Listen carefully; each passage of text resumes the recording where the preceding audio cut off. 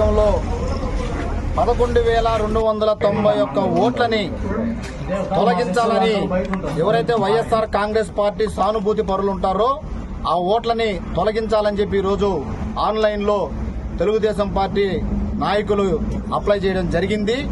దీనికి సంబంధించి ఎన్నికల అధికారి అయినటువంటి చిన్నఓపిలే సార్కి మేము సర్వేపల్లి నియోజకవర్గంలోని 5 మండలాలకు సంబంధించిన నాయకులంతా కలిసి ఒక వినతి పత్రాన్ని అందజేయడం జరిగింది.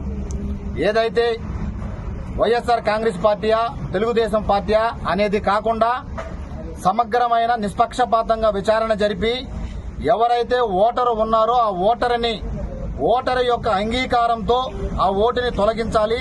అట్లా కాకుండా థర్డ్ పర్సన్ అనే వ్యక్తి ఒకరి ఓటుని ఇంకొక థర్డ్ పర్సన్ అప్లై చేయడం సరికాదు, తొలగించమని దీని మీద సమగ్రమైన విచారణ జరపమని చెప్పి ఈరోజు ఈఓ గారిని ఎన్నికల అధికారి గారిని కోరడమైనది. అయితే సోమిరెడ్డికి ఒకటి ముందుగా దొంగతనం చేయడం, తర్వాత దొంగ అని అరిసే అలవాటు ఆనవాయితీ సోమిరెడ్డి చంద్రమోహన్ రెడ్డికి ఉంది. ఎందుకు చెప్తున్నానంటే ఈ ఓట్ల గురించి ముందుగానే తెలుగుదేశం పార్టీ ఓట్లని వైఎస్ఆర్ కాంగ్రెస్ పార్టీ అధికార పార్టీ నాయకులు తొలగిస్తున్నారని చెప్పి ముందుగానే ప్రెస్ మీట్లు పెట్టడం, నానా హంగామా చేయడం మనం చూశాం.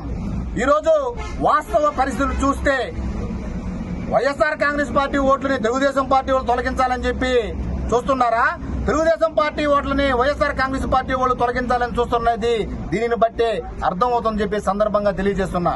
ముఖ్యంగా సోమిరెడ్డి అంత అవినీతి పరుడు, సోమిరెడ్డి అంత అక్రమార్కుడు, సోమిరెడ్డి అంత నీచమైన రాజకీయాలకి తెగబడినటువంటి సోమిరెడ్డి చంద్రమోహన్ రెడ్డి ఇలాంటి కార్యక్రమాలు చేయడం అతనికి వెన్నతో పెట్టిన విద్య.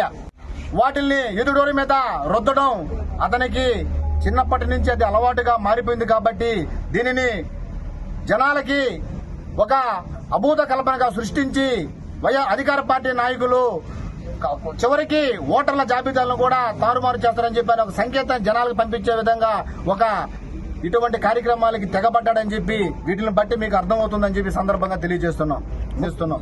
ముఖ్యంగా ఈరోజు చంద్రబాబు నాయుడిని అరెస్ట్ చేస్తే చంద్రబాబు నాయుడు అరెస్టుకి రాష్ట్ర వ్యాప్తంగా తెలుగుదేశం పార్టీ వాళ్ళు నిరసన కార్యక్రమాలు చేపడుతుంటే సర్వేపల్లి నియోజకవర్గంలో నిరసన కార్యక్రమంలో పాల్గొనడానికి పట్టుమని 10 మంది రావడం లేదంటే ఈ నియోజకవర్గంలో సోమిరెడ్డి చంద్రమోహన్ రెడ్డికి ఏమాత్రం పట్టు ఉందనే దాన్ని బట్టే అర్థమవుతుంది.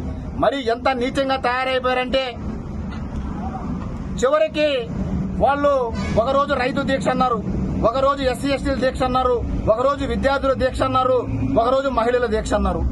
మహిళల దీక్ష రోజు ఒకటే టీం, రైతుల దీక్ష రోజు ఒకటే టీం. రైతు రోజు పంచె కడతారు, తవలేస్తారు. ఎస్సీలు అన్న రోజు అదే టీం. అలాగే ముస్లింలు అన్న రోజు అందరి చేత టోపీలు పెట్టించి అదే టీం తప్ప ముస్లింలకు సంబంధించి సపరేట్ గా ముస్లింలే వచ్చే పరిస్థితి లేదు. అలాగే విద్యార్థులకు సంబంధించి సపరేట్ గా విద్యార్థులు కనబడే పరిస్థితి లేకుండా ప్రజల కోసం పనిచేసి నిద్ర లేస్తే రాత్రి పడుకునేంత వరకు ప్రజల గురించి ఆలోచించేటువంటి వ్యక్తి కాకాని గోవర్ధన్ రెడ్డి. రైతు సమస్యలు కావచ్చు, సాగునీటి సమస్యలు కావచ్చు, తాగునీటి సమస్యలు కావచ్చు, గ్రామాల్లో ప్రతి గడపకి ఇప్పటికే ప్రతి గడపని తాకినటువంటి ఈ సర్వేపల్లి నియోజకవర్గంలో ఏకైక వ్యక్తి ఎవరైనా ఉండంటే ఒక కాకాని గోవర్ధన్ రెడ్డి అని చెప్పి సందర్భంగా తెలియజేస్తున్నాం. కాబట్టి కాకాని గోవర్ధన్ రెడ్డి చేతిలో 3వ నీకు ఓటమి తప్పదు. నువ్వు ఇలాంటి పిచ్చి వేషాలు ఎన్ని వేసినా ఓటు తొలగించడానికి నువ్వు ఒక టీం ఏర్పాటు చేసుకుని ఆ టీము పార్టీ ఆఫీసుల్లో కూర్చొని రాత్రి బౌలు పాపం మా ఓట్లు తొలగిస్తే చూస్తూ ఊరికినే పరిస్థితి లేదు. నువ్వు ఇట్లాంటి పిచ్చి వేషాలు మానుకో. సోమిరెడ్డి చంద్రమోహన్ రెడ్డి నీకు మళ్లీ చెప్తున్నాం, నీకు సర్వేపల్లి నియోజకవర్గంలో డిపాజిట్ కూడా రాదు. సర్వేపల్లి నియోజకవర్గ ప్రజలు నిన్ను మళ్లీ తరిమి కొట్టడం ఖాయం. 3వ కాకాని గోవర్ధన్ రెడ్డి 30,000 మెజారిటీతో గెలవడం తథ్యమని సందర్భంగా తెలియజేస్తుంది.